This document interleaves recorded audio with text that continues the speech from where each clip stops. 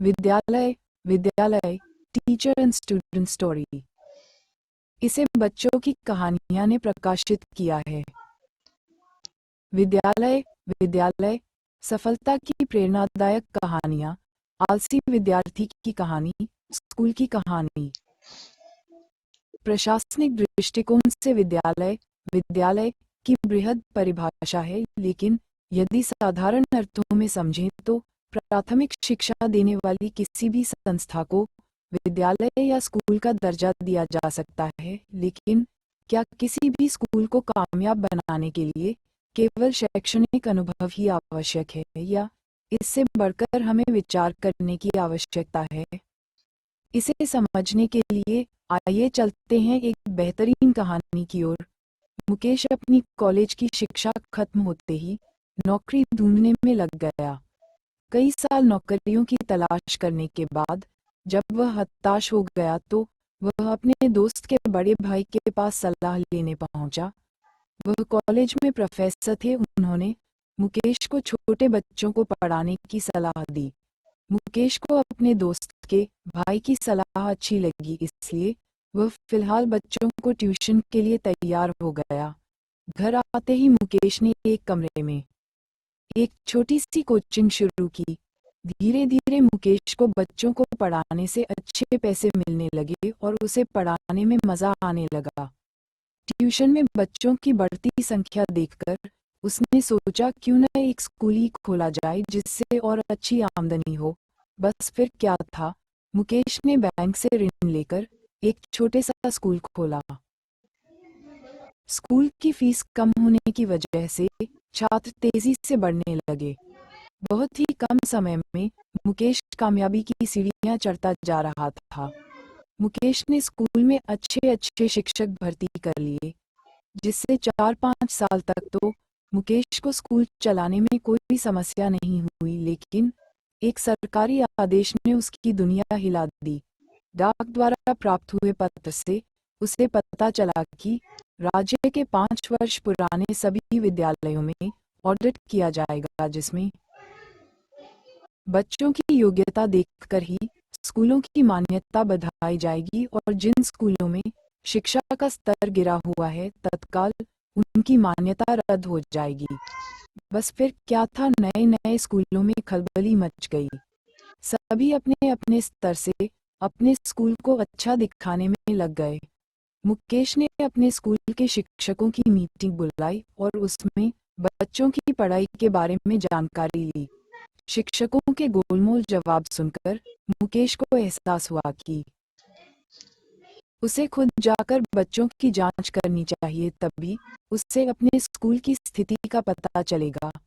मुकेश सभी बच्चों की कक्षाओं में एक एक करके पहुंचा और उनके विषय से संबंधित प्रश्न पूछने लगा, लेकिन एक भी बच्चा सही तरीके से मुकेश के प्रश्नों का उत्तर न दे सका। इस बात से मुकेश को बहुत गुस्सा आया।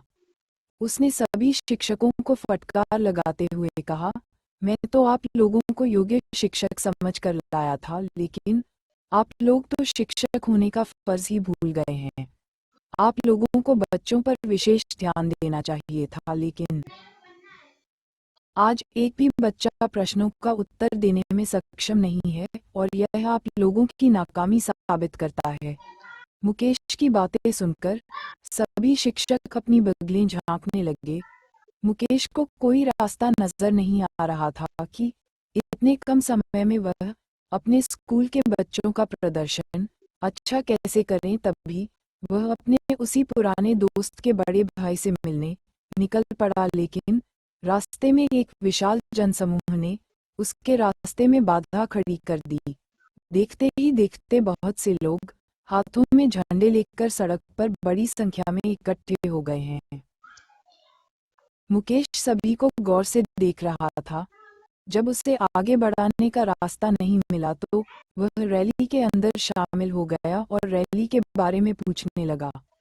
लोगों की जानकारियों से उसे पता चला कि किसी व्यक्ति ने इन लोगों की धार्मिक भावनाओं को आहत किया है, इसलिए सभी उसके विरोध के लिए इकट्ठे हो रहे हैं। मुकेश विज्ञान के जमाने की सोच रखने वाला व्यक्ति था।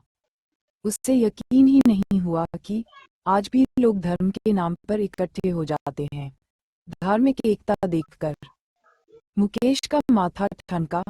उससे लगा, यदि धर्म के नाम पर इतने सारे लोगों को इकट्ठा किया जा सकता है तो क्या किसी एक मकसद के लिए स्कूल के सभी बच्चों को एकजुट करके शिक्षा की ओर नहीं बढ़ाया जा सकता। उसने स्कूल पहुंचकर सभी शिक्षकों को एकत्रित किया और उनसे कहने लगा कि बच्चों की एकता बढ़ाने के लिए हमें कुछ करना होगा, तभी बच्चे आने वाली परीक्षाओं में अच्छा प्रदर्शन कर सकेंगे, अन्यथा हमारे स्कूल की मान्यता रद्द हो जाएगी। मुकेश ने योजना के अनुसार सभी बच्चों को अगले दिन स्कूल से दूर शहर में स्थित एक खेल के मैदान में पहुंचने को कहा। बच्चों को बताया गया कि मैदान में एक प्रोग्राम का आयोजन किया गया है जहां बच्चों को प्रोत्साहित किया जाएगा। अगले दिन बच्चे खुशी खुशी खेल के मैदान पहुंचे। मंच में विशेष अतिथि के तौर पर कुछ प्रशासनिक अधिकारियों को बुलाया गया था। जैसे ही मुकेश को सभी के सामने बोलने का मौका दिया गया, उसने अपने स्कूल के बच्चों की तारीफ के पुल बांधने शुरू कर दिए।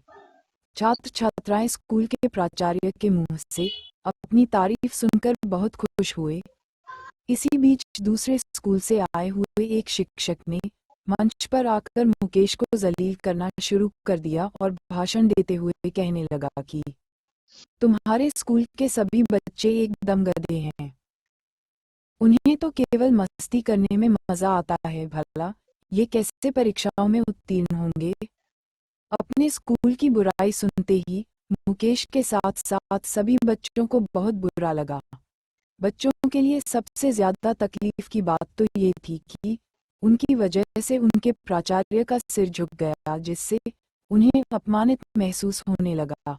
शिक्षक की बात से नाराज होकर कई बच्चे जोर जोर से चिल्लाने लगते हैं, लेकिन तभी मुकेश मंच में आकर अपने स्कूल के बच्चों को शांत करते हुए कहता है, यदि इनकी बात का जवाब देना चाहते हो तो अपने मुंह से नहीं, अपने परीक्षा परिणाम से देकर दिखाओ। इन्हें भी पता चलना चाहिए कि इनके स्कूल के बच्चों को हम लोग भी टक्कर दे सकते हैं। बस फिर क्या था, सभी विद्यार्थियों ने मुकेश की बेइज्जती का बदला लेने का इरादा मजबूत कर लिया और पढ़ाई में जुट गए। लगातार अभ्यास की वजह से बच्चों के अंदर पढ़ने की लगन बढ़ गई। स्कूल के साथ साथ घर पहुंचकर भी बच्चों का ध्यान किताबों में लगा रहता। कुछ महीने गुजरते ही परीक्षा की घड़ी आ चुकी थी, लेकिन ये परीक्षा केवल बच्चों की ही नहीं बल्कि मुकेश के अपमान की भी थी। जैसे ही परीक्षाएं प्रारंभ हुई, बच्चों ने अपनी प्रतिभा का प्रदर्शन करना शुरू कर दिया। सभी बच्चों ने आत्मविश्वास से लबालब होकर अपनी परीक्षाएं दी और जैसे ही परीक्षा के परिणाम घोषित हुए, पूरे राज्य में मुकेश के स्कूल ने जीत का परचम लहरा दिया। दरअसल इस बार की परीक्षा में मुकेश का स्कूल राज्य में सभी बच्चों को अच्छे अंकों से उत्तीर्ण करवाने वाला प्रथम स्कूल बन गया। अपने स्कूल का अद्भुत प्रदर्शन देखकर बच्चे दंग रह गए। उन्हें यकीन ही नहीं हुआ कि उन्होंने साबित कर दिखाया कि मेहनत और एकाग्रता से सब कुछ हासिल किया जा सकता है।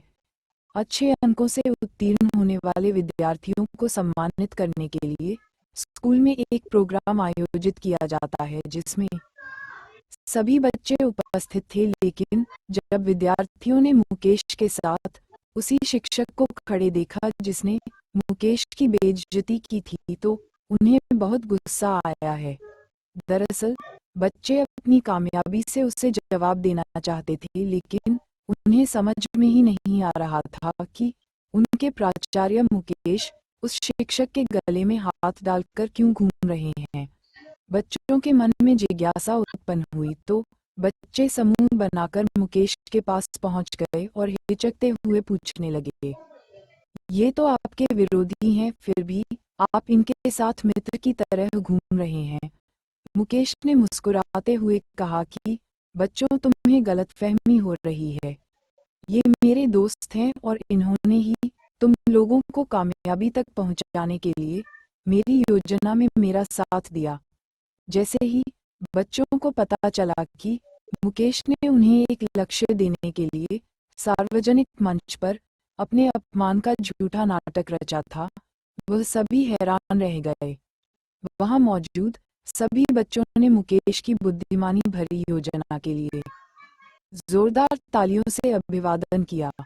मुकेश ने अपनी अक्लमंदी से सभी बच्चों को दिशा देते हुए पढ़ाई के लिए समर्पित कर दिया, और यही था अपने अपमान का असली बदला, जिसके लिए बच्चों ने अपनी सीमाओं को तोड़ते हुए इतिहास रच दिया। और इसी के साथ कहानी खत्म हो जाती है।